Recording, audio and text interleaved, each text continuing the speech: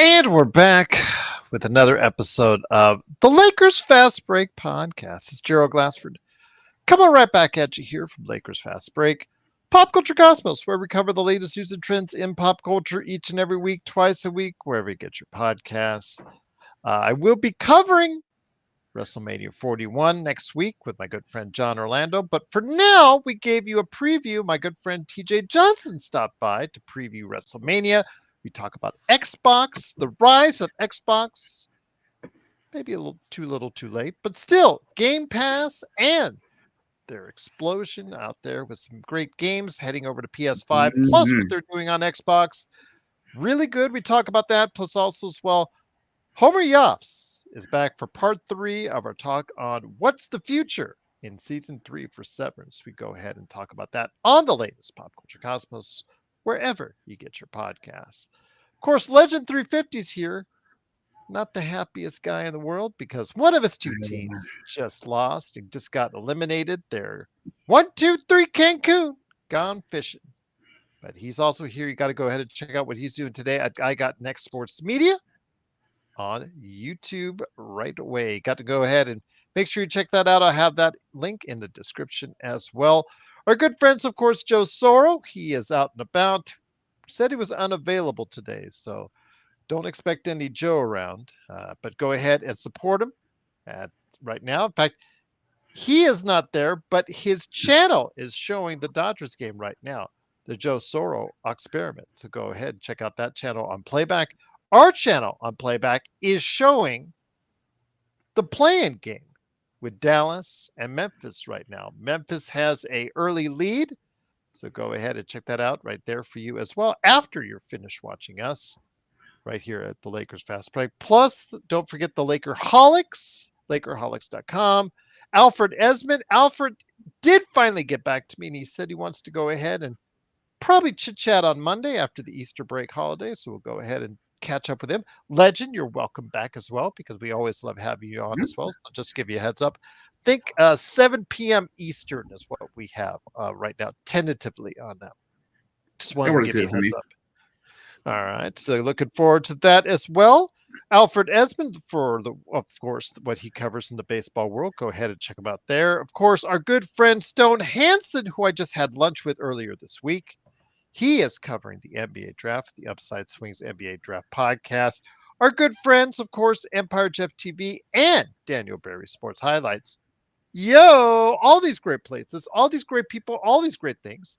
Sean Grice, the Magic Man, and Vari, aka Sports Baby, and Xbox, heading up our playback.tv/Lakers Fast Break live coverage. Lakers Corner, Clutch Talk as well. So many great people, so many great things. Zach and Lakers Live, all these great places. Go ahead, like and subscribe. Don't forget as well to like and subscribe to all the great things that we do right here at the Lakers Fast Break. And of course, you can become a member today to get emojis, badges, inside info, and more. Just go ahead. Just for $2.99 a month, a steal of a deal right here for you at the Lakers Fast Break. No Joker, who was on with us watching the Atlanta Hawks come all the way back, 17 points down, take it into overtime, but too much Davion Mitchell and Mr. Hero himself.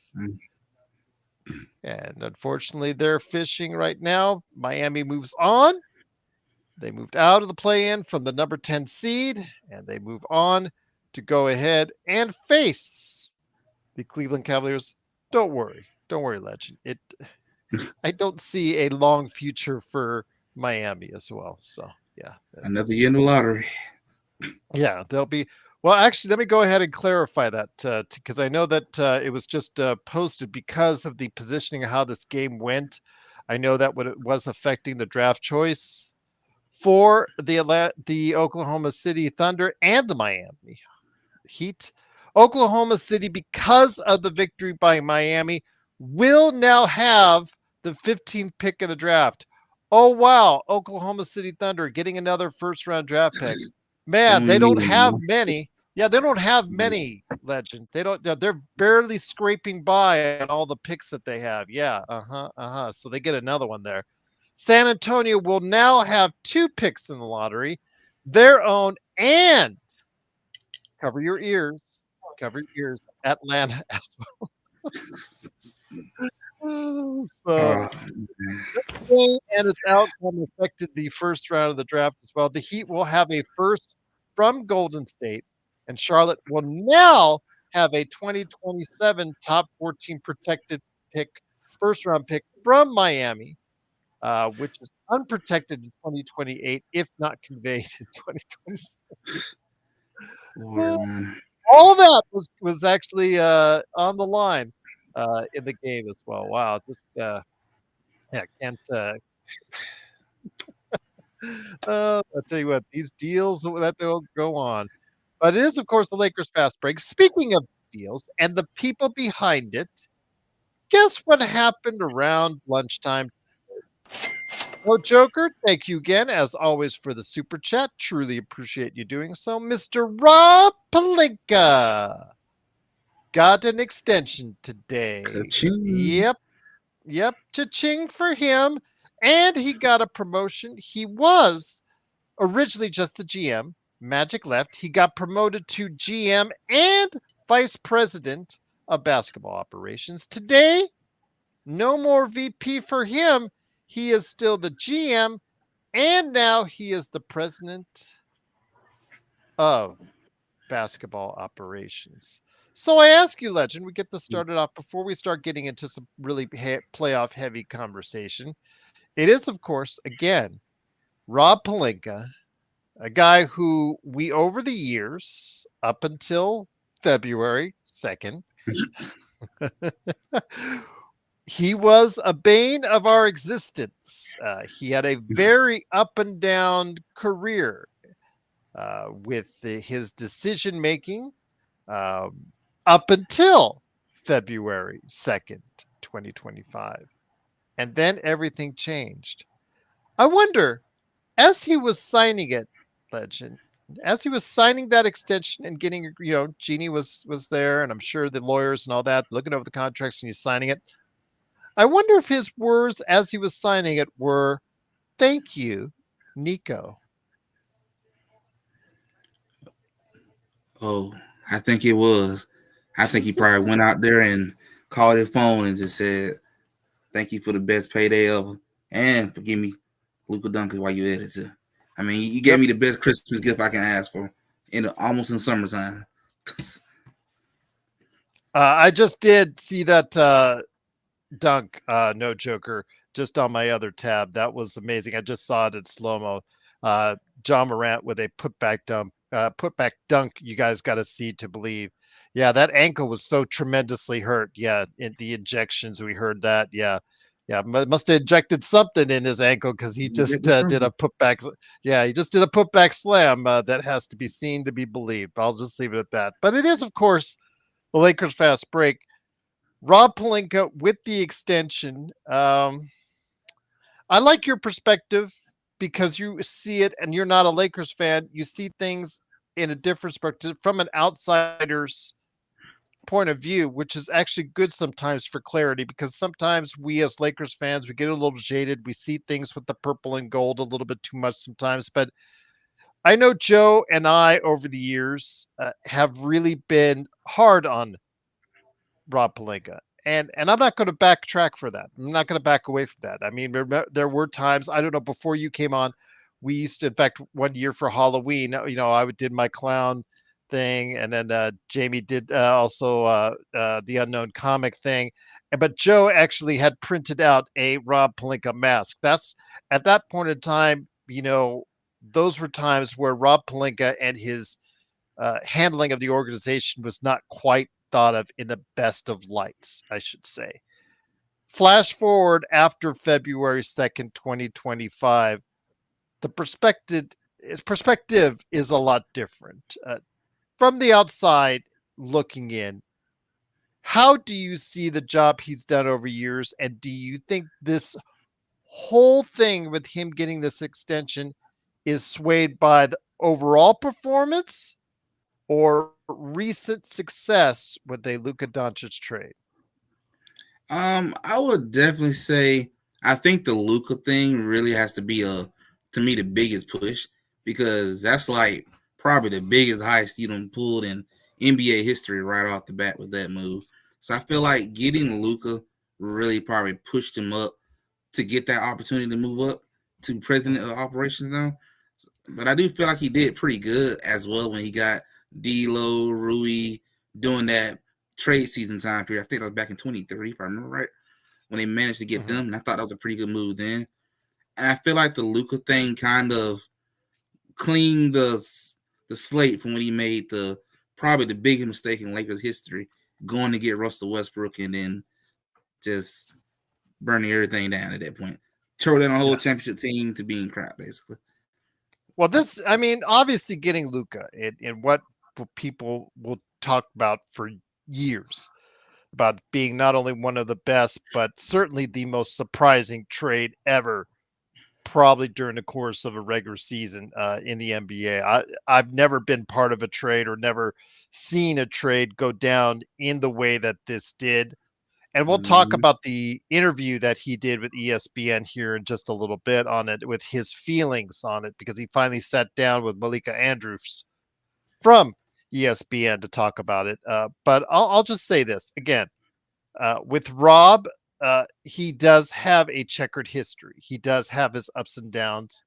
But again, he manufactured and orchestrated one of the best NBA trades, or probably what will go down as one of the best NBA trades of all time in many cases. If Luca plays over the next 7 to 10 years the way we expect him to, and the way I expect him to, it will probably go down as one of the best trades of all time. So I think he's riding a wave of momentum, and that's what we see a lot of times with players. They have a really good season. They might have a checkered past, but they really have a good season exactly when they need it, and that's when they go out and they get the big free agent money. It's just what Mm-hmm. do they do then with it? So he's got the extension now, legend. He's got the money now in the bank. What does he do now to build on the on top of that? As far, I mean, obviously we're going to see what's going to happen in the playoffs, but what does he need to do to build onto that to justify and keep justifying this extension going forward? He got to continue to make the roster better. This summer, you got to go get a bid. That's to me should be the number one thing on your billboard in your office. I got to go get a bid. You need to continue to round out your overall roster. Still try to tweak it here and there as well. And I will slowly begin thinking about the next thing after LeBron James to pair up with Luka, because I don't know how long LeBron got left. LeBron probably can play at least maybe one more season. I get the feeling the end is coming. I get the feeling the end gonna be either after next season or after that. I get the feeling it's coming. So I also began looking at who I'm gonna replace LeBron with as well, going to pair with Luka, which I get the feeling Giannis and their name's gonna be out the way Milwaukee stuff is going to. So I get the feeling you want to start preparing for maybe getting an all-star to pair up. And then just continue to improve your role players as well, seeing what else is out there. Because I think there'll be a lot of names begin to pop up when teams like Milwaukee or Denver, they start falling apart and start shipping out their pieces. And that's the opportunity to go in and grab at that point too, when that happens. So once again, it is of course the Lakers fast break. Legend 350 on with me, Gerald Glassford. Thanks so much again for watching this thing. No Joker says in the super chat. And again, thank you so much for doing so. Down with the Mavs. Well, so far, first quarter, Jaws sitting down. He has 12 points of the Memphis 34 points as they lead 34-16 in the first quarter. If they maintain that, they'll be the number 8 seed, and Dallas will be going fishing. But No Joker earlier asked a good question. He said, "Is it just me, or does Magic Johnson, who at times his tweets, his congratulatory tweets, sometimes I don't know, people perceive them in different ways. And I'll let you go ahead and perceive them in the way you want, because you're probably right in your justifications, right or wrong. Magic, one of the greatest players of all time. Absolutely love him. I've got a shirt up there, right there as far as the 88 back to back with his signature on it. So, I'm great with Magic, but you know how it parted ways when he left. You know, he was talking about the backstabbing of Rob Pelinka and all that. I will just say this: it has worked out to an extent with Rob Pelinka. He has had a couple moments where he has proven himself to be a quality GM. He has had another couple moments where he hasn't. He's proven the exact opposite. So, but then again, every GM has an up and down track record. You eye who you think which players are going to be able to best help your team going forward, and sometimes you make the right call, and sometimes you don't. I get that. I understand that, but he has said when it comes to Magic Johnson, is it me or does Magic Johnson's always seem to be holding a grudge against Pelinka by being critical of the Lakers more than a former Laker should be? And I'm just going to say Mm. I still sense some bitterness over what happened. I'm not going to say Magic was the greatest executive in the world because Ivica Zubac is now playing for the Clippers. Just the fact that Ooh. he is playing for the Clippers is example number one Mm. why he wasn't the greatest exec in the world. But again, Rob was in the room. Rob was in the room for that one too. Whoever you want to blame for that one, that's up to you. People blame Magic, people blame both. It's your deal on that. I will just say this. When it comes to Magic Johnson, do you sense the bitterness sometimes when he talks about the Lakers at this point in his life? I do. I think there's still some bitter feeling from what happened a couple years back, and you can sometimes really hear it in his tweets too. You can kind of feel that emotion is still there, Mhm. and I guess I can understand based on how everything happened during that time period. And then I sometimes wonder too, maybe Magic feel like, well, I got LeBron James here. He's the reason why I'm the reason why he's here, and maybe feel like that backstab would just. I feel like he kind of caught that off guard a little bit, didn't expect that backstab to happen, and maybe that what makes it kind of personal. Because I Yeah. think that's how I'm not sure Anthony Davis feel kind of cold hearted to LeBron a little bit or not. Maybe got caught off guard a little bit, blindsided. But it happens in the business though. It happens. Yeah. I agree with you there. And if that's the case, again, when it comes to it, he is going to be the GM and the president of basketball operations going forward. You talked about the big grab, Legend. So no jokers asking, who did you have specifically in mind? Um, you mentioned Miles Turner for the Lakers or Sabonis. Each one has deficiencies in Yep. their game. Miles Turner, who is going to be looking for the bag this offseason as a free agent, he's going to cost well over 30 million in my opinion because he's an elite rim protector plus a three-point shooter. Doesn't help your rebounding because he's a poor rebounder because he's such a high-end rim protector. It's one of those things where you see with rim protectors, there are certain ones that can do both. Wembyama comes to mind as someone who can rebound and also rim protect at the same time, just because of the sheer size he has and his ability to recover. Then there are guys like Turner and some others that are strictly shot blockers and don't do much for you on the rebounding end. Sabonis is the exact opposite. Led the league in rebounding, if I'm not mistaken, Mm-hmm. and that's all he could do because he can't help you much as far as but he's a great facilitator on offense. Cannot shoot the three very well, and he cannot protect the rim to save his life, which is the difference. Plus the fact that he is actually even more expensive than what Miles Turner will probably end up getting doesn't make it any better for them. I think both those guys, Legend, in your opinion, look like that they're the ones that you would target. How do Yeah. you think the Lakers could get that done? Because that those two guys come with their deficiencies and their pluses, and they're also their positives. They're great positives. They do cost a lot of money in order for the Lakers to go ahead and get just that. Definitely, in order to make that happen, you probably gonna have to give up something to make the salaries kind of come match to match, which they probably don't want to do that. There's no telling what teams are gonna be asking for, and just from seeing, just off the top of my head, I think any team will be asking for Austin Reeves at this point. That's what I feel like the biggest part people gonna be asking for. So I guess probably trying to get them will not be the easiest options, but there's some good options out there still. Definitely anything better than Addis Lynn, that's for sure. But No Choker says, I'm also tired of Nico's claim about AD being his target that he was looking at, and that they were willing to trade Luka for Ant-Man.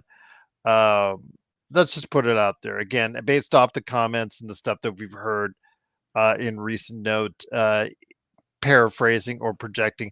We all think is about the team. Dallas did not want to commit a $300 million plus Mm-hmm. extension to Luka Doncic.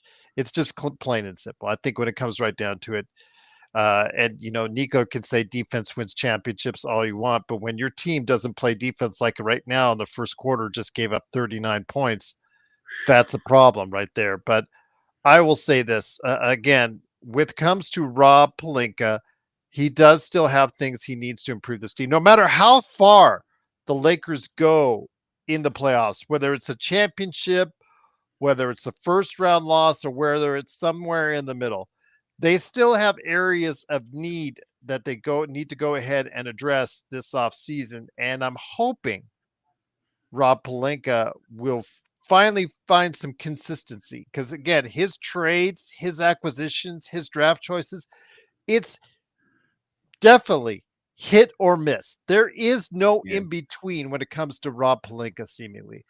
I'm hoping he will find some consistency going forward. I'm hoping that now that he has a true valuable asset in Luka Doncic that is going to be the cornerstone, hopefully, of your team for the next 7 to 10 years, that he will actually be able, like you said, to build around this cornerstone with some absolutely good, solid players that will allow this team to take a step forward, even more so than what they may do this offseason.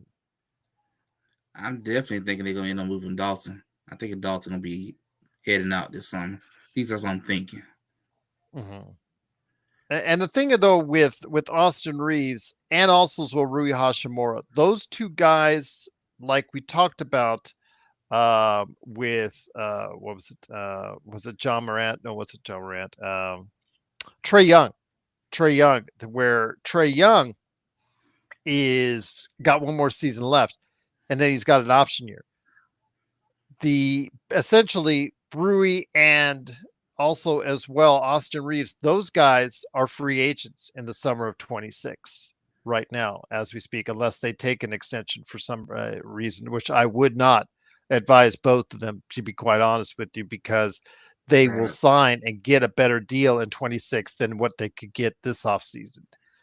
So if that's the case, they might, just by the sheer fact that their availability puts them on the trade talk a little bit stronger than what normally would be the case. I know a lot of people here in Los Angeles, the fans, they absolutely love Austin Reeves. I get that. I understand that. But there is the possibility Rob may have to go ahead and look for him to be a guy, a cornerstone of a movement that brings in different pieces that might be a better fit around Luka Doncic going forward. Again, I don't know that for sure, because again, we have to see how it plays out in a playoff format. It could be that this big three mix that the Lakers have now could be an eclectic mix that just really works well and really puts teams on their heels. As I said before, when they got the Luka trade, they have a chance to win in any series they play in the playoffs. The question is, will they be able to put it together and cover up for all the deficiencies, or enough for the deficiencies they have, Legend? Right. And I agree with you, Gerald. I'm thinking that, Austin Reed contract's coming up. If there was a time to move him, it would probably be now. It'd be the time to do it, especially when he's gonna make a lot of money. And Mhm. he's earned it. I've never seen a person improve the way he did. So whatever he get, he deserves it. And if I was Rob Pelinka, you know, I would probably consider it depending on who that person is. And I know Laker Nation, like you said, they love him. I feel him on that part. Sometimes you do got to move gold for better gold. Sometimes you have to do that in order to make your team Before better you for the long lose time. Yeah, before you lose him for nothing. And Yep. that's the worry I have, because as a former Angels fan in baseball, you watched Otani walk out that door and you got nothing in return. Nothing that could help your franchise. And so you're basically, out of luck going forward. And I don't want that to happen to the Lakers if that's going to be the case. But again, that's still some decisions Rob is going to have to make. And again, while I'm not 100% behind Rob Pelinka, and Joe went from questioning Rob on a daily basis to, as soon as the Luka trade, not questioning him at all. I'm hopeful again that he will find consistency with his transactions. I'm not talking about hitting a home run every time, Legend. You can't expect that. I'm just Right. asking if he can go ahead and make solid decisions that absolutely will play out in favor of the Lakers going forward. The draft choices and the trades that he makes upcoming while he's on this extension, Legend, that will help build a foundation that could keep the Lakers at a high level going forward. That's all you can pretty much ask, because then it has to play itself out on the court. Right. And you got to sometimes make hard decisions. And like you said, Jerry, you don't want to just walk out the door, because it happens. It don't happen to a lot of people. I get the feeling Austin Reed's gonna always think about what happened to Dennis Schroeder. He took a chance on himself and he lost on a lot of money. I Nerlens highly Noel, doubt. same thing. Same thing with Northern Noel. And I highly doubt Austin want to take a chance and miss out on an opportunity to really go make some money. Because it might be the only opportunity he will get to really bring in some money. So I get the feeling if he's going to really be out there looking, you want to go on and make the trade before you walk for nothing. Because to lose Austin for nothing, that's a big hurt. That's a big hurt. Once again, I'm on with Legend 350. It's Gerald Glassford. Thanks so much again for watching. It is, of course, the Lakers Fast Break. Don't forget, tomorrow on playback.tv/Lakers Fast Break, the guys will be there for game 1 of the playoffs for the Los Angeles Lakers as they face off against the Minnesota Timberwolves. So go ahead and check it out with us. And then, of course, the best post game in town will be right there for you at the Lakers Fast Break. So, my friend, speaking of the playoffs, I want to get everybody caught up to date right now as we are going into the final play-in game. Again, the second quarter right now. Let me go ahead and catch up everybody. It's 47-24. Looks so far very dominant. My guess at this point, Legend, is that it's going to be Memphis stepping up to the plate to face off against Oklahoma City at this point in time. Let's just go ahead and call it in advance right now. So with that, Ja Morant, obviously the injections were whatever. I'd like to be injected in my ankle with whatever injected into his ankle, because my God, if he's going to be, yeah. So don't give me that BS. Oh, he's so hurt. Game time decision. Oh no, he's getting injections. Oh, BS on that.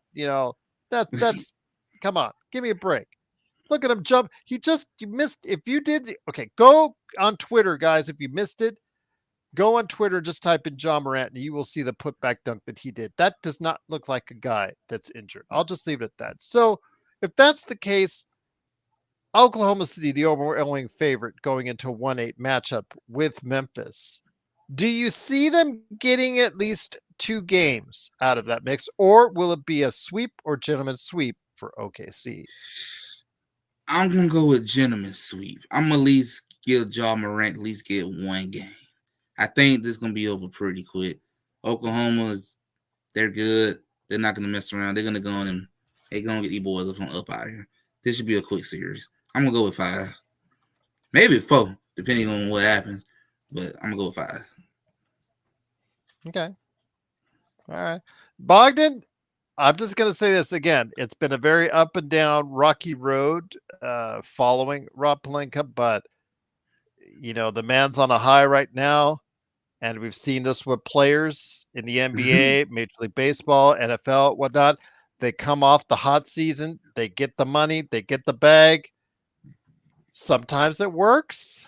After that, sometimes it don't. So we'll definitely see what's going to go on with Rob Pelinka. But yes, I do see the same thing. I think it's going to be a gentleman's sweep. Memphis might get 1 at best. That probably be my best assessment on that. I know that we've talked earlier about some of the games and some of the matchups. But I want you, if you've had some time to think about it, especially, let's go back over to the East. Um, with Miami moving on as the number 10 seed, moving all the way up to the number 8 seed with 2 successive wins. This team, Miami, when you look at it on paper, eh, I don't know, they just seem like they're missing a few pieces. Yeah, I just don't know if they will get a game from Cleveland. I'm not expecting it, I don't especially think so coming either. in off, yeah, based off of an overtime game, and you've got it less than a day and a half to prepare. Your thoughts on a possibility of Miami even taking a game from Cleveland? Yeah, I'm thinking this is gonna be over in probably 4-zip. I just don't think Miami's good enough to get one. I think if the Cleveland Cavaliers play the way they should play, dominant Mitchell, that entire group come out there and play the way they played all season, this would be over in a sweep. This shouldn't really be no competition. This should be a breeze. Gets him next round. I'm saying that because right now, as Memphis goes up by 25, uh, and if Scottie Pippen Jr. is hitting Jays, that's really a He hard cooked. thing for, yeah, that's, that's I'll just say this, Dallas, as AD misses a right hook, I, without Kyrie, I just don't see them coming back in this game. It's just they just don't have enough offensively to go ahead and get down this far without really getting some luck in there. If then again, although we did see Miami just really, once they got up by 17, make some really stupid decisions to get Atlanta back in that game. So we'll see how it is. Now Memphis is leading by 23. So yeah, if that's the case, then we'll obviously update that as far as a conversation down the road, then just before we get into the playoffs. But for now, we're just going to assume Memphis is going to take this game. When it comes to the 2-7 matchups, let's start with Boston in the East. Another definitive series for them Yep. as they face off against the offensively challenged Orlando Magic. And you've actually been part of conversations that I've had with Alfred, who used to cover the Orlando Magic, and we've talked about this, how offensively challenged they are at times, but no one questions their defense. Do you think they have enough perimeter defense to get 2 games out of Boston? Because could Boston take them too lightly and stretch it out a little bit longer than they thought it would be going? I'm gonna say for this series, I think Orlando may just get one. I can at least say their defense is good enough to at least get them one game. I know they're offensively challenged, but I think that defense is enough to affect Boston in at least one game. So I think this would be over in probably 5. I'll be shocked if Orlando managed to get 6. I really would be. Just because I think Boston just has too much firepower. And that's one of the things I would say I love about that Boston Celtics team. Top to bottom, they got no weaknesses. Top to bottom. Mhm. The only thing they got on them right now is what's the status of Jalen Brown, how he's looking. Other than that, I don't see how Orlando get 2 games off of them. I feel like they'll be overmatched. And that's the thing. Not necessarily for the first round, but it's one of those type of deals where you're monitoring it. How will it be going forward? Will it be something where it's going to constantly bother Brown until we saw this from Kawhi. Kawhi going in, bad knee, starts out really effective, but then fades and finally just cannot take it and hold up during the course of a playoff series. So we'll see. Again, we'll talk about the Clippers here in a sec. So I think that I'm going to call it 5. I think Orlando will take 1 from them, but their offense is just so bad, Legend, as far as scoring. Unless Cole Anthony is really playing at a high level to help out their 2 top forwards, Boncaro and Wagner, I just don't see any scenario where they're going to get 2 games from them unless Boston really does not take them seriously. And that's yeah, that's something like that. Bogdan, speaking of Bogdan, like Bogdan Bogdanovic for the Clippers, he's asking, Legend, who is your MVP? My MVP for this season, I'm gonna go with SGA. I think he has earned that part. I'm gonna give it to SGA, even though Jokic don't put up amazing numbers.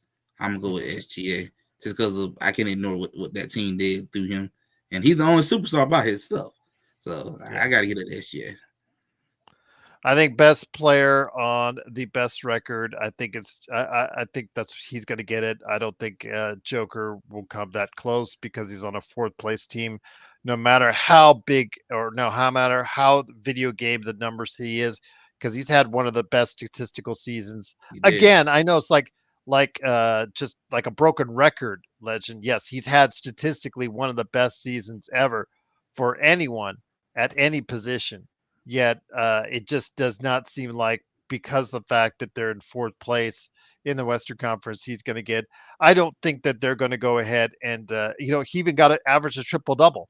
I just don't think that they're going to get do the same thing that they did with Westbrook, and they gave it to him as because he averaged a triple double and a sixth place, for a sixth place team.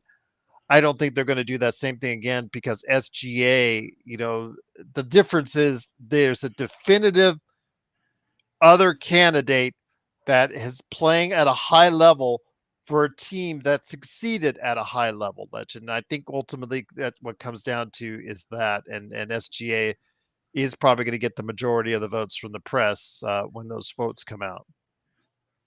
Yeah, I think he got that locked up, and I think Joker gonna get a good bit of votes. He gonna definitely get a good bit, but I think SGA gonna pretty much get that first MVP.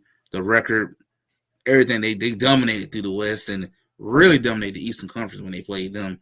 I think he got it. I think this thing was wrapped up probably a month or so ago, even though it was still kind of a close race. But I think SGA got the nod, and usually they get voter fatigue too after a certain amount of period too.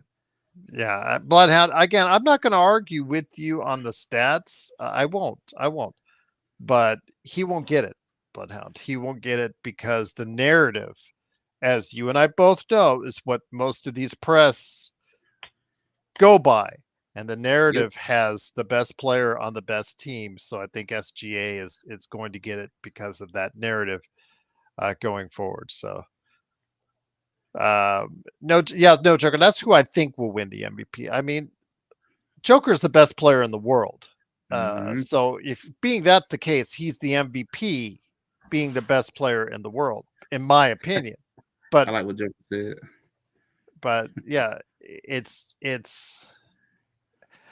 who I think will win the MVP. I don't think it's going to be close. I think it'll be a distance between SGA and Jokic for first and second. I just, but who I think is the MVP, the actual best player, the most valuable player to their team. I think it's Jokic because of the really just the level of play he brings. But again, that's neither here nor there when we see when it comes out. But I have a feeling SGA will be it. But great question, great question.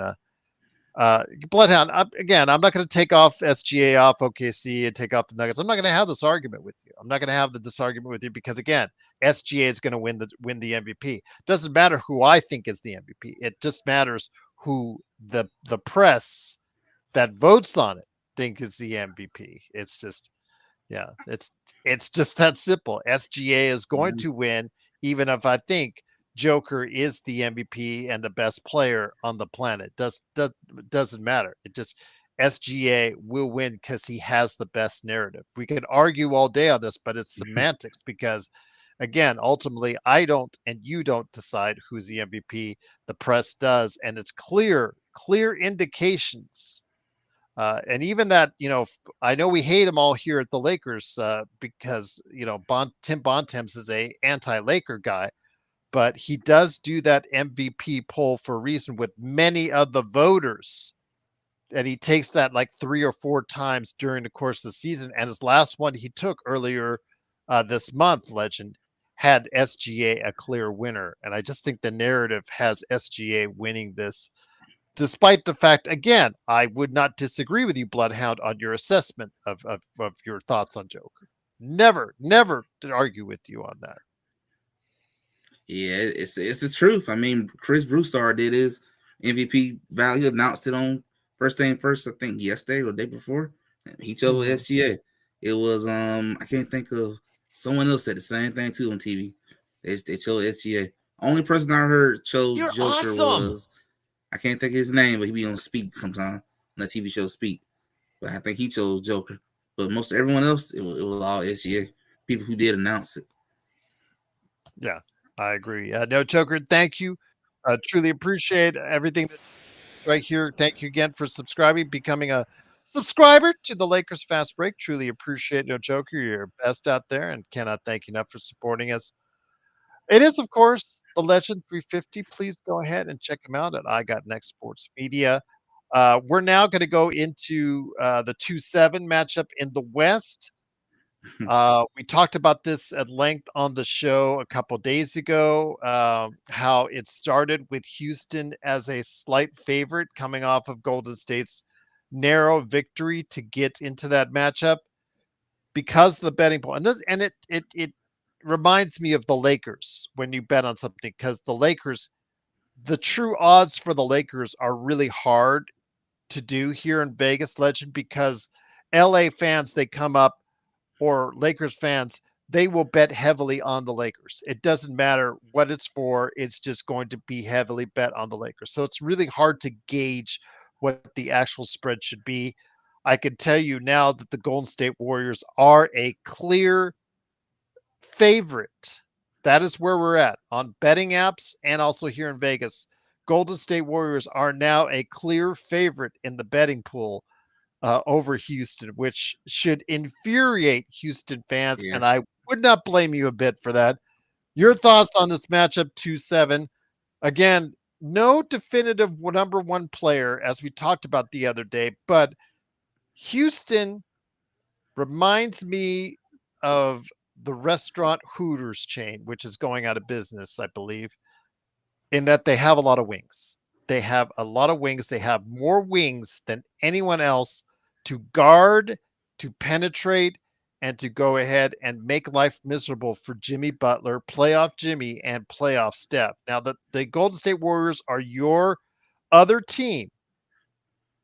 Steph is going to get a fill of Amen Thompson, Yeah.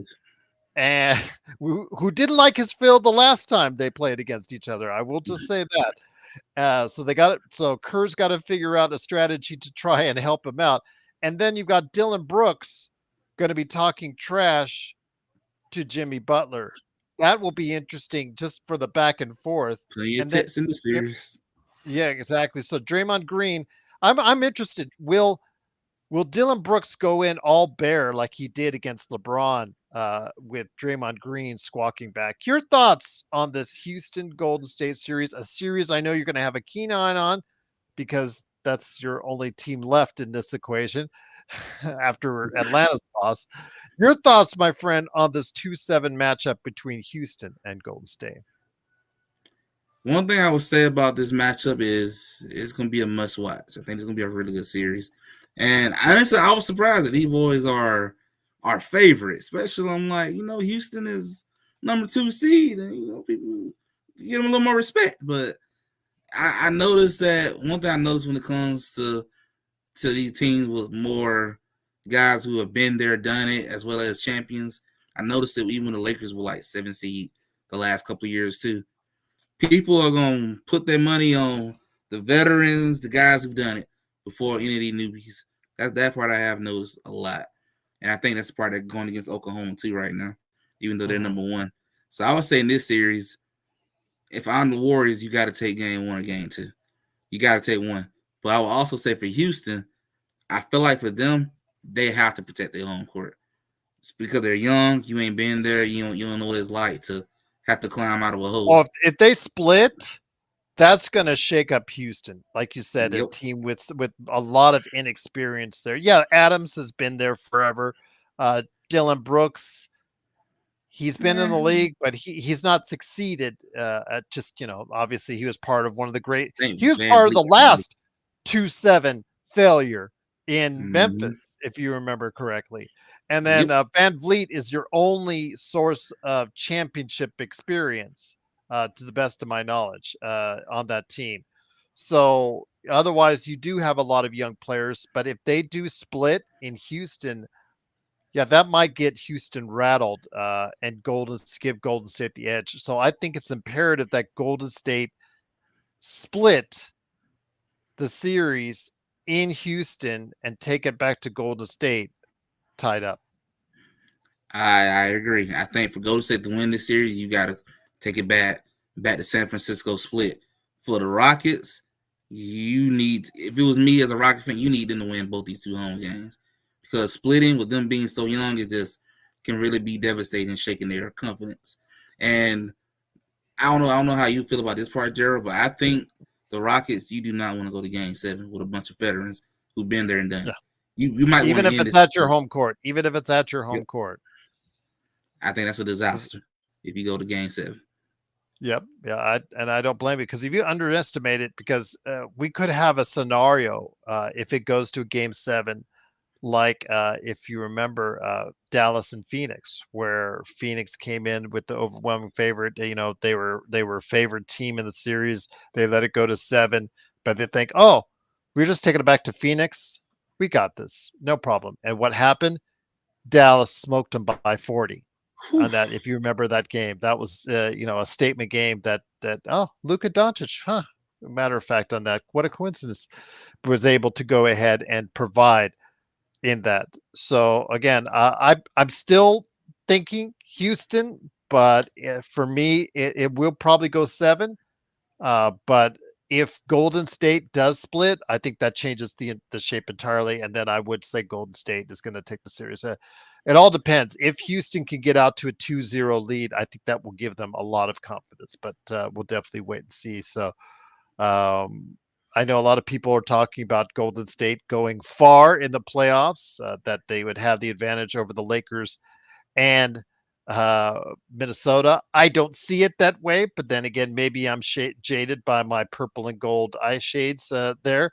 I will say this, though, as we get into the 3-6 matchup, more and more people, more and more of these experts are talking about Minnesota and they're leaning towards Minnesota because of the size, because of they have a better roster, a more I guess capable roster in their opinion. They see it as something where they feel that they can control the big three of the Lakers enough to get out of there in a 6 or 7 game series. How do you see it? Because again, Luka has performed already against Minnesota. We do have a baseline of that. And LeBron has already many years in the playoffs on top of that as well.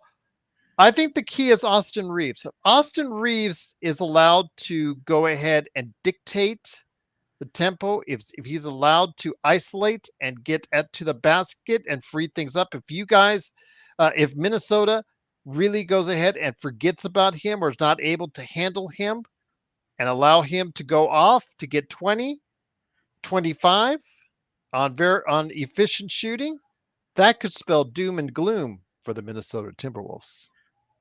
I think for this series, I had the Lakers win this series in 6, because it's being a Mhm. 6-game series. But I have noticed that too. A lot of the experts, especially Kendrick Perkins, they're really going for starting to favor towards that Timberwolves. And I'm thinking they're looking at Anthony Edwards coming out parties, superstar status, dropping 30 plus a game.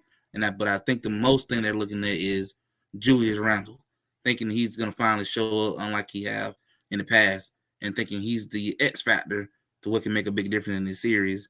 And the part that I want to see is how are you gonna play Rudy Gobert, because we've seen this movie before when he get him out there and Luka gonna put him on ice skates and hit the fadeaway 3 every single time. So I'm curious to see how this will play out with their defense wise. But I'm thinking a lot of them dudes are looking at the size and thinking Jaden McDaniels, Julius Randle going to show up, and I guess they're thinking maybe they're going to figure out with Rudy Gobert. I'm curious to see what the analysts are trying to see, because I was a little bit shocked at it as well, because we There's noticed a quite lot of a guys few with circles. more. I've heard more analysts on shows. I listen to NBA analysts. I don't listen to Lakers shows primarily. I listen to mostly NBA shows, and most of the NBA shows I listen to, the majority have picked the Minnesota Timberwolves. To be quite honest. Ooh, shocker right there. Yeah, I'm real shocked at that one. Because I was a little shocked myself seeing a few people out there, but I didn't know the NBA analysts were doing that too. Yeah, Ooh, a I'm lot really of NBA disappointed with. analysts. I'm not sure what they're seeing, and I gotta. I guess the reason to watch this series really closely. I want to see what they're seeing right now. So I'm curious of what they. I might have to go back and watch some stuff now, but I want to see what it is saying. So with that, again, it is of course the Lakers fast break. It is the Legend 350. Please go ahead and support him on I Got Next Sports Media on YouTube. I'll go ahead and put that in the description for you, whether you're listening or watching. Truly appreciate if you support him on that. Like and subscribe to his channel. I wanted to go ahead and mention to you the other 3-6 matchup, the New York Knickerbockers, uh, the Tom Thibodeau's. I should call them just the Tom Thibodeau's. I think that would probably be Yep. better if that's the case. The Tom Thibodeau's. That would be what I say a 6-man rotation. I think a 5-man rotation. You know, Working 45 that plus overtime. minutes. Yeah, exactly. So, with that, my friend, the Knicks play the Detroit Pistons. So, with that, your thoughts of this, my friend?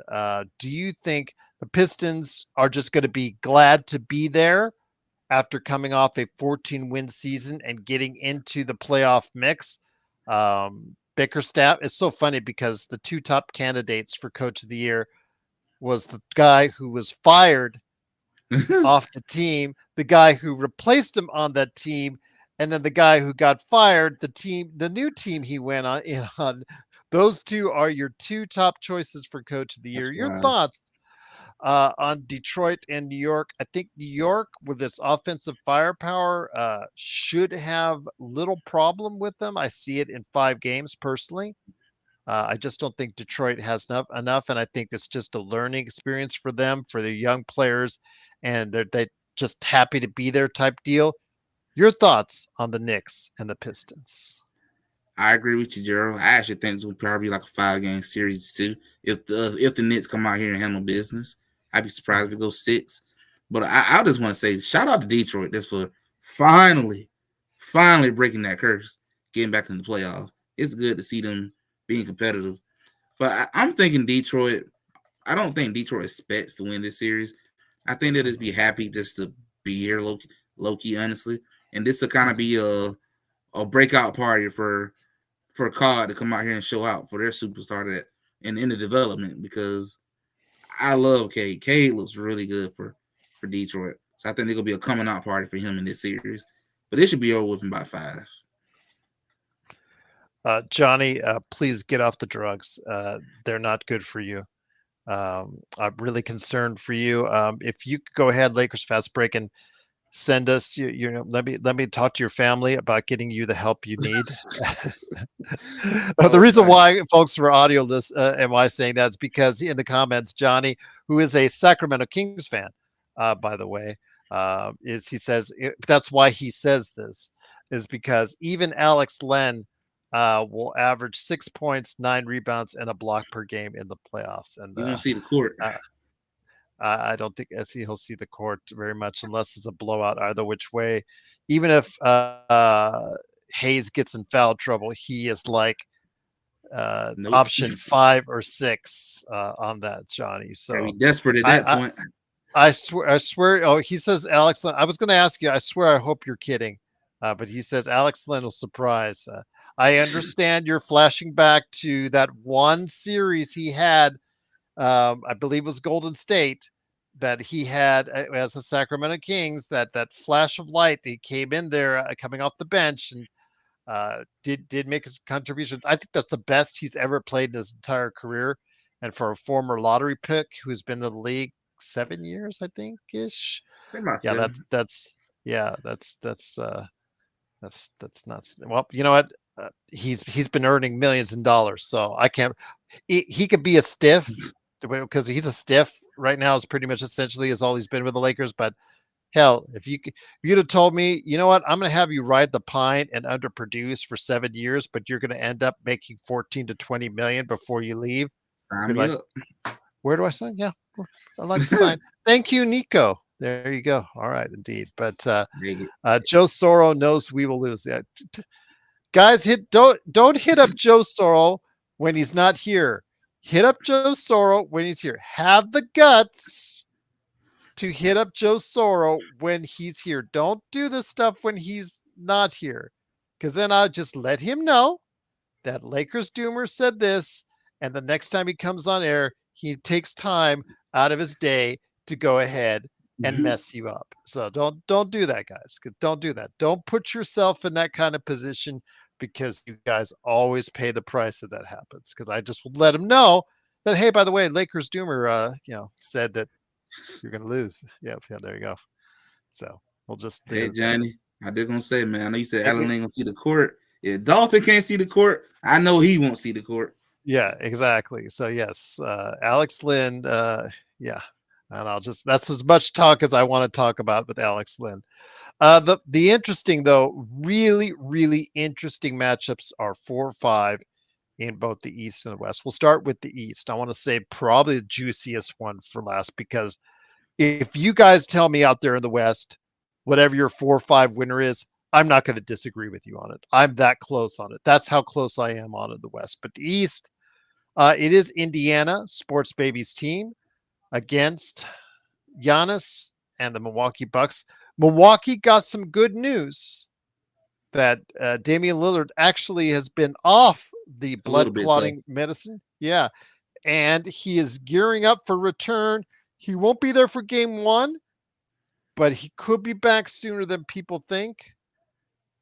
Your thoughts, my friend? Oh, as Joe Soro, he is in the chat. There you go. See, I told you guys, don't say things about Don't Joe disappear when you now. think he's not here. He's like me. Even when we're not on the channel, we are monitoring the channel. And so there you go. So congrats, Joe, to your Dodgers who won earlier here just a few minutes Nice. ago. By the way, Memphis is leading by 18 at the half. So Dallas needs a big comeback for a team that's already offensively challenged. So we'll see what goes on there. But Legend, your thoughts on Milwaukee and Indiana? I mean, Indiana comes in there healthy. Yeah. Milwaukee still has more to do. Outside of Damian Lillard, there is no definitive number 2 behind Giannis. So Giannis may have to score 50 for that to be close. Your thoughts on Milwaukee and Indiana, the 4-5 matchup in the East?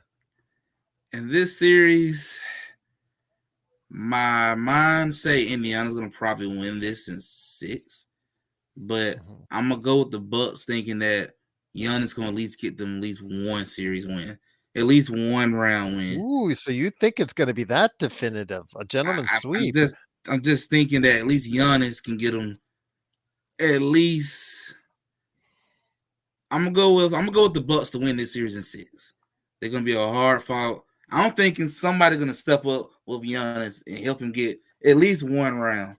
It's hard to believe Giannis is gonna go home in round 1 again. Okay. But Indiana's coming off a good Indiana to okay, if you talk to people in Indiana says that they themselves messed up in that conference final and they could have gotten there was a pathway for them to get to the NBA finals and they blew it. I know that the Blues at least blew one, if not 2 of those games against the Celtics. So you're saying that last year's Eastern Conference Finals team, which is still healthy this time around. They don't have injuries heading into this. Are going to lose to a Giannis-led team who, with Lillard, is his status is still up in the air. You're still picking the Bucks to go over I the will say Pacers. if the Bucks manage to split this thing, they got a legit shot they can win this series. If they manage to force the split, Okay, if they I would have think go it's to going Bucks game 7. 2, it was I think over. it's going 7 to give you my idea. I think it's going 7 either which way. So I can see that yeah, too going 7 game. It's like it's a type of series. okay. On that West All Coast, right. I don't know, that's a coin flip. Yeah, the coin flip. We'll get to that, but yeah, Giannis will have to be averaging 40 plus in the series, 40, 12 to 15. and 7 assists. But the thing is, if Damian Lillard does not come back or does not come back soon enough, who is that number 2 player for Milwaukee? We're going to have to wait and see, because right now, if you okay, Giannis is the best player in the series, but after that, does Indiana have the next 3 or 4 best players? And if that's the case, if it's just Giannis and then you're searching for that number 2 and that number 2 guy doesn't step up, it could be problems for Milwaukee indeed until Lillard comes back. So we'll see. Again, we'll see. I'm still thinking Indiana in 7, because they have the home court, which will be interesting to see because Indiana likes to drag things out. So They do. with all their series, yeah. So we'll see what happens there. But the other is probably the one I've been going back and forth on this. When I was driving on the road, I was still thinking about this as far as which way I think the series would go. You have the Clippers against the Denver Nuggets. Jokic, Murray is back. Murray is seemingly healthy enough to play and playing well. You have Aaron Gordon coming off his best season statistically from the outside, and playing the guy who's going to be counted on to play at a high level of defense against Kawhi. Christian Brown coming off a good season himself, but it's all keyed by Jokic. They do have questions about their bench. Again, a lot of issues there, so we don't know who is going to step up for them. And then MPJ, um, his status going forward, if he does not have a good series and they are eliminated in this first round, could MPJ be gone on the, or at least on the trading block? We'll see what happens there. But the Clippers, everybody knows on this channel, I've been high on Ivica Zubats. Some people are even mentioning him as the defensive player of the year. I would put him in that conversation. I don't know if you would make him number 1, but he's averaging 17 and 13, keying the second best defense in the league. He is statistically, and I heard this one today, the best defender of a big man on Jokic. So you could take that for whatever it's worth. I think Jokic still hits like 45% of his shots on him. So again, take that for what it's worth. Your thoughts on this, my friend? You have a healthy Kawhi for now.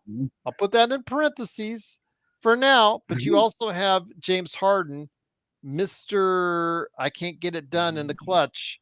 I say, I'll I don't put know it what you may get from him. I'll put it this way. When he was with Philadelphia, the 2 games he exploded and was absolutely an MVP level for, they beat Boston in. The 4 games he wasn't, they lost. I don't know if he is as needed right now on the Clippers as he was in Philadelphia because of the injuries to Embiid. We had that's when he first had the Bell's palsy and a lot of other issues going on. So I'll leave it at this. Your thoughts on this series? Again, I go back and forth. I'm still thinking Clippers in 6, only because if they take it back to the Mile High City in 7, I don't think they'll win. I think it's either Clippers in 6 or Nuggets in 7. Um, Norman Powell, I think, is going to be a key to this series, or Bogdanovich. We had a Bogdan in this chat before today. So your thoughts on this? Again, I'm going back and forth. I'm leaning Clippers in 6 only because if they don't get it done in 6, they won't win it in 7. I'm the same way. I was just back and forth, back and forth. I actually went. I know on my YouTube channel I did my whole bracket. I think I went with Clippers in 6 as well, just because of Kawhi's healthy. Denver going through so much turmoil with their coaching. It's so odd to fire a coach near the playoff time. You're going into the playoff with a coach who ain't been around that long. So I already say Clippers got the coaching advantage already in that department. And then just the Nuggets defense is so skeptical. So I'm like, I've been back and forth as well on it, but I gotta go with Clippers. I think the Clippers will win it, but my heart really want the Nuggets to win it. I Why do really you want the say Nuggets. Lakers Doomer legend is a Joker hater? I said the Clippers is 6. I actually deep down want the Nuggets to win, but I just hard to go against the Clippers right now, man. It's It looks They're skeptical playing over there. 14-3 in their last 17 games, and they are playing at an extremely high level. So I'm not going to, dissuade anybody on that essence. But again, I just think if the Clippers win it, they'll win it in 6. If the Nuggets win it, they'll win it in 7. I just think it's going to be that close to call, Agreed. because I don't think if it goes back to Mile High for Game 7, I think you got to give it to Denver because Yeah, they just play so well I at don't home. trust James Harden at game 7. Yeah. Yeah, I hear you. Absolutely, indeed. But yeah, just a great conversation. Again, truly appreciate you stopping by. Before though you head on out, Luca did have a pre-recorded interview that they aired today on ESPN with Malika Andrews. I guess he was saying that when he was so upset when he found out he was traded from the Mavericks to the Lakers that he threw his phone, and they showed his iPhone very damaged and cracked because of it. He was very upset leaving. In fact, he mentioned, quote, "It's just sad the way he's talking right now." When he talked about Nico Harrison, the way he's talking about the trade, how it went down, and his thoughts on not retaining Doncic long term and making that trade.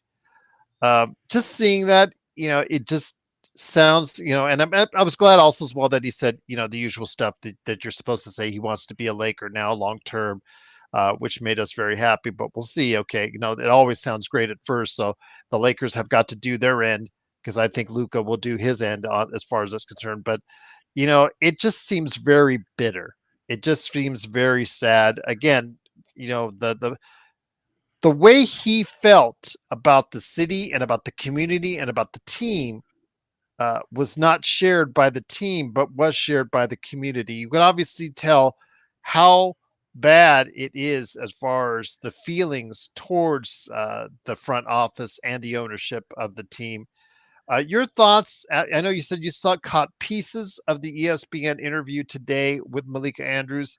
Your thoughts on Luca, the aftermath of how this is going down, the comments made earlier this week in that forced press conference that you couldn't take video of, you couldn't take audio of, you could only take recorders in. It's so asinine, it's so childish. But according to Shams Charania, the owner demanded this, whatever charade of a press conference it was, only to hear Nico say 500 times defense wins championships. And oh, by the way, right now they're losing by 17 in the third quarter with their defense. But who knows? They may come back and win. We'll see. Your thoughts on this? Again, it just seems like it's going to be very bitter for a long time. Luca has a Mm-hmm. tremendous amount of love for the organization, for the community of Dallas. It's obviously was exhibited. He did not want to go. He wanted to be a Dallas Maverick for life. And it just still boggles my mind to this day how it still facilitated itself.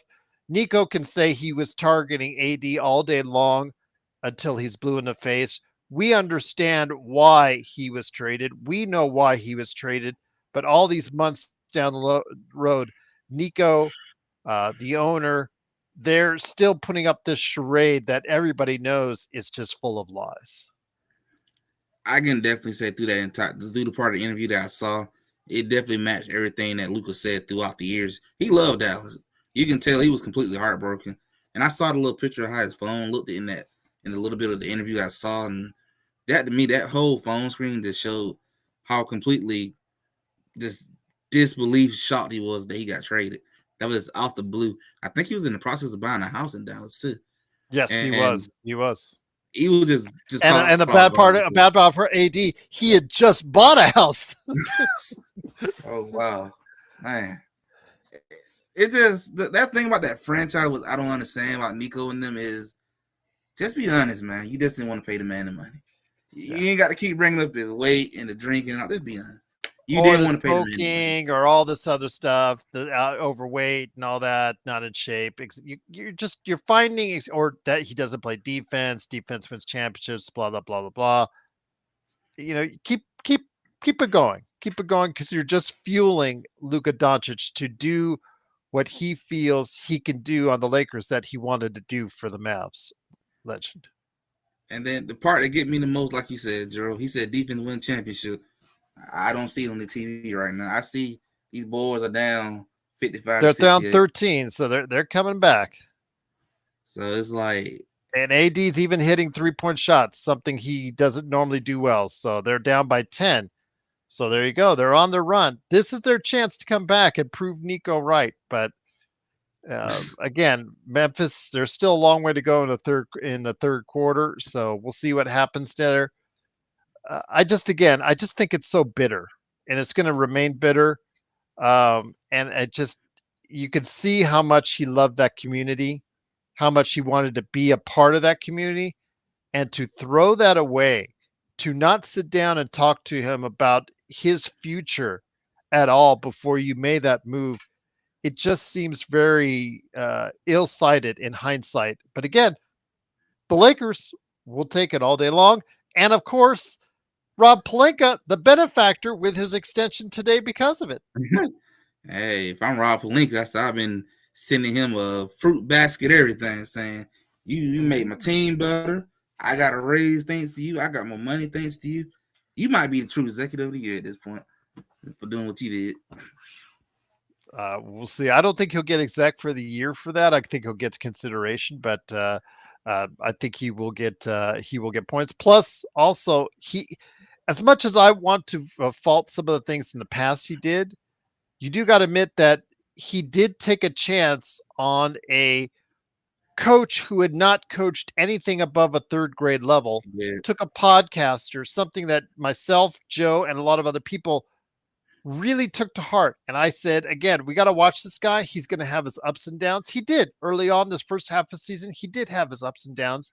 He did get out coached on several occasions by winning coaches because of he was still learning the ropes. But his work ethic, which has been talked about so much in JJ Redick, is something that I'm assuming was seen through by Rob.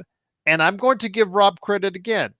Rob hit it out of the park on 2 occasions with JJ Redick getting a looking like, at least as of now, a solid coach for the future, a very good coach for the future. And then, of course, having that trade fall into his lap. But he got it done. Luka may have been offered to him, but he had to go ahead and orchestrate the deal while not giving up all of his assets. So again, whatever you think of Rob before, you got to give him credit now. And obviously, he's the benefactor for it. And that's the thing that blows me even more about Nico. You gave up Luka just mostly for Anthony Davis. You didn't even get Austin Reed or draft picks. You didn't get nothing, bro. We got one. They got one. They got one of the first rounders, but not both. You're right. And the New York Knicks gave up a load just to get Mikal Bridges. Come on, man. Yeah. Absolutely, indeed. Yeah, it's just something that, again, you could say what you want, and I know Rodell and then others are talking about Malika Andrews. I'm just talking about what was said by Luka in this conversation. And again, he was very sad, and he showed, or was it his wife or girlfriend, came up in the interview and showed the cracked iPhone that he threw when he found out the news that he was being traded to the Lakers because of how much he wanted to be a part of this community. And that, again, that's the sad part for Dallas fans in this whole equation. I'm ecstatic that he's here, but the sad part is there are Dallas fans who were ruined by this decision. Yeah. Our friends that We Talk Mavs, guess what? They no longer are We Talk Mavs. They changed their name after, I don't know. I don't listen to a show every day, but if you want to put the pieces together, you may or may not. I got to get the guys on the show here to discuss why that is. And if it is because of that, but all I'll say that is, I just think the timing is everything in this case. A lot of people were really hurt in the Dallas area that followed Luka and worldwide because of what the following that he has worldwide in this trade. And you know what? I am glad for it. Lakers fans will always be appreciative of it. But again, the hindsight in 2020 deal, you're still in denial, in public denial, if you're Nico Harrison and Patrick Dumont, the owner of the Mavs. you can be in denial all you want, public denial all you want, but the conversations inside the organization must not be that good, especially if the lead holds out for Memphis here for another quarter and a half. I mean, it's devastating. The part that always gonna get me the most about that whole trade, you gave up a 26-year-old for someone in their 30s. That math don't add up. It doesn't make sense. It will be the other way around. I want the 26-year-old. I have at least 10 years of superstar status. Your community love him. I guarantee if he didn't win a championship in Dallas, he'd be fine. They still gonna love him. And you messed up so bad. Even Dirk Nowitzki just look like he don't even want to be here no more. Yeah. The only time he was funny because the only times he's been to games this year, Luka's first game at the lake in at the crypt, and Luka's return to the Mavs, and then Mark Cuban. I don't know when here has any love for Mark Cuban or again he sold the team. They don't have to ask him for anything. He has a small interest in the team, so they don't have to notify him of anything. But yeah, it's just again, it's the way it went down. Obviously, was very advantageous for the Lakers. If you're a Mavs fan, you're still just feeling it even to this day. But what it comes down to, we'll see. Again, 7 minutes left. Memphis leads by 10. So we'll see how this plays itself out. But Legend, it's been so great to have you here, giving us your thoughts on the playoffs. Also, as well, your thoughts on Luka, and then also the extension for Rob Pelinka. Before we head on out, what have you got planned for your awesome channel? And again, can you stop by on Monday when I talk to Alfred if we get everything worked out? Well, I could definitely stop by on Monday. I'll be free. Just send me the time, and I will be there on Monday. And check out my channel. I just recently did my bracket for the entire playoff from first round to NBA Finals. I did the entire thing on live stream as well. So go to my channel, check out my live stream, and you'll see my entire thoughts of the playoff all the way through. And probably gonna do a video talking about my Golden State Warriors first round matchup. And I'm also probably gonna react to a lot of the other rounds as well. Just seeing how other teams do, how they fare. And lastly, probably do a championship video discussing about what a fifth ring can do either for Steph or LeBron at this point. Dallas is only down 7, so it's getting close. AD so funny because AD just slam dunked, but then he's holding his back. So AD is hurt again. So, and Memphis turning it over. So Dallas may be in the mix of a comeback. You never know. We'll see. All right. Looks like an epic comeback in store for Dallas on the road, but we'll see what happens. Join us over there at playback.tv/Lakers Fast Break because that's where I'm heading over to. Also's way. Well, I will set up the Lakers game for you guys. I will be there for most of the game tomorrow. But I've asked the guys to go ahead and be a part of and run the post game for me tomorrow because I will not be available due to Easter services. But I'm wishing everyone out there and you, my friend, the happiest of Easter service. Whether you celebrate or not, whether you whatever you do out there. Obviously, you as well, Legend. First and foremost, but a fantastic week. It's just so fun irony because I was talking about it today with my wife as far as the Easter weekend. It's just so funny because you have WrestleMania here in Las Vegas, which I really wanted to go to, but I didn't want to spend because I couldn't get a comp for it. All I got was a poster. I didn't get a comp. I tried to pull all the strings. I didn't get it done. I was thinking about it because day one, the tickets have been reduced to 150. And then I think day 2 has been reduced to 250. But I'm like, who am I going to go with? The only friend I know in town that actually likes wrestling here in town couldn't make it. So and all my other friends couldn't come into Vegas. So I'm like, I don't want to just go by myself. I'm like, yay. And be like, just like that goon out there. So I'm like, okay, I don't want to do it. But you got Coachella, second weekend of Coachella. You've got a Star Wars celebration in Tokyo, just all the stuff going on. But it's so funny on Easter weekend, my friend, what's going to be either the number 1 or the number 2 movie coming out to really strong reviews and really good word of mouth? Sinners. Nice. How does a movie like Sinners? This movie probably would have been done well in any weekend of the year, but when it comes down to who said, let's go ahead and put it out, a movie called Sinners on Easter weekend. Interesting weekend to drop that movie.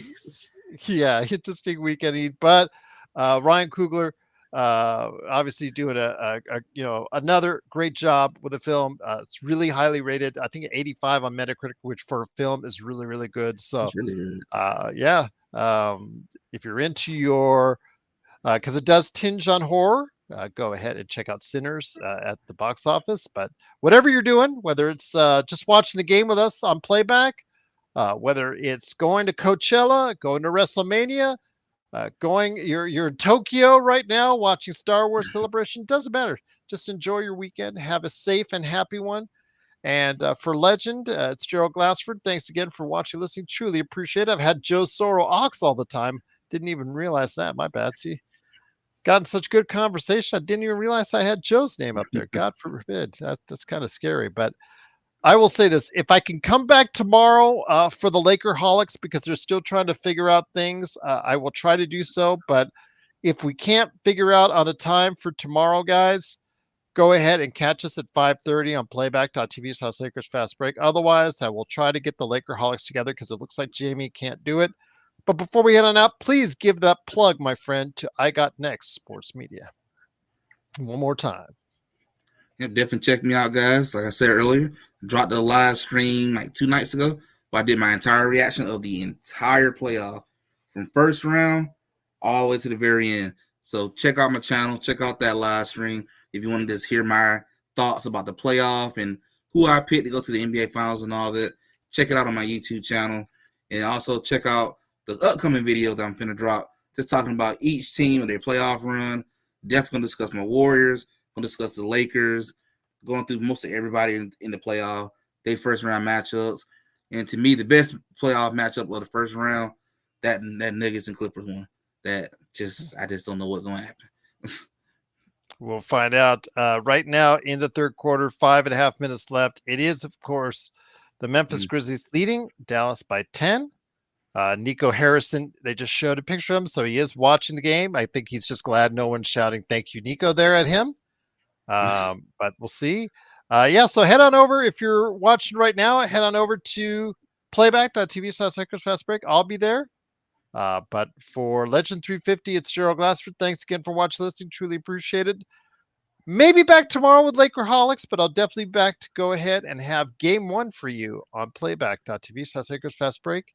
And from all of us to all of you, here's rooting for the Lakers. Here's hoping your Warriors meet the Lakers in the second round, Legend.